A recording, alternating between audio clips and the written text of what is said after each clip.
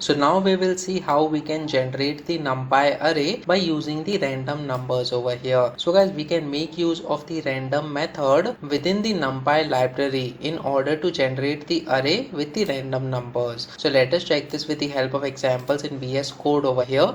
So guys, previously we had already seen how we can create the array by using the different methods. So as you can see, this is the array method, which is the most common method used in order to create a NumPy array. Apart from that, if you want all the elements inside the array to be 0, then you can make use of the zeros method. If you want ones, then you can use the ones method over here. You can also make use of the arange method in order to have all the elements within a specific range, that is 1 to 20, or any other start and the stop parameters over here. And apart from this, you can also make use of the random method in order to create the array using the randomly generated integers. So guys, let us check this with the help of example. So basically we are going to create a new file. In this case we will say random array.py, that is the Python file over here.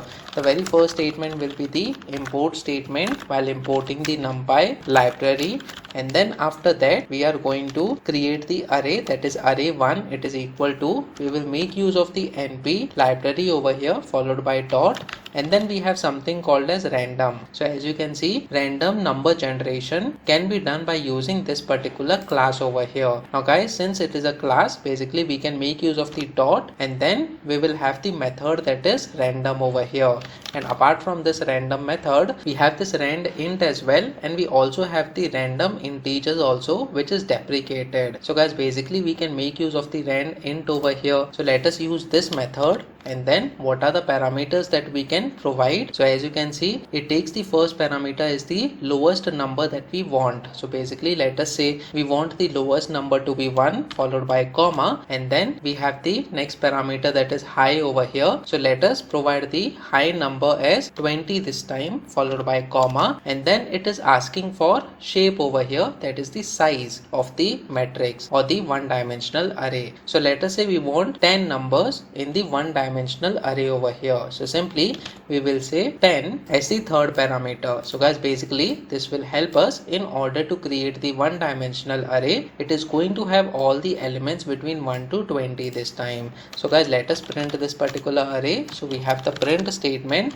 and then we provide the array one, that is the variable name. When we run this code, as you can see, we are getting all the numbers between 1 to 20 over here, and total there are 10 elements this time. So this is the one dimensional array that we have created. So simply we can make use of the rand int method in order to create the array having the random numbers over here. Apart from this, let us say if we want the 2 by 5 matrix, in this case that is the two dimensional array. So what we have to do is, instead of having just one number as the third parameter, we have to provide the shape in the form of tuple. So guys, basically I'll remove this number, and then since we are using tuple, we have to make use of the open and close parenthesis over here. And first of all, we will provide row, that is 2 in this case, followed by comma, and then we have the number of columns, that is 5 over here. So in total we are going to have 10 elements. We are going to have 2 rows and the 5 columns in this case. Let me just save this file now and try running this code once again over here on the terminal. So as you can see, we are getting 2 by 5 matrix over here, that is randomly generated based on the low and the high numbers that we have provided over here. And every time we run this file, a separate matrix will be created with different elements present inside this particular two-dimensional array. So guys, in this way you can easily make use of the rand int method in order to create the multi-dimensional array based on your project requirements with the low and the high numbers over here. Apart from this, we have the random integers method as well. So let us check that also. So simply we will say array2, it is equal to np followed by dot, and then we have the random followed by dot, and then once again we have the random integers over here. Again, this particular method takes the 3 parameters, that is low, high and the size. So let us check that as well. So simply let us provide 100 as the low number, then we have 120 as the high number, and let us provide the size as 3 by 3. So we have 3 comma 3 in this case. Let us print this particular two-dimensional array over here. So simply we will say say array 2 this time. Why it is 2-dimensional? Because we have provided the rows and the columns within a tuple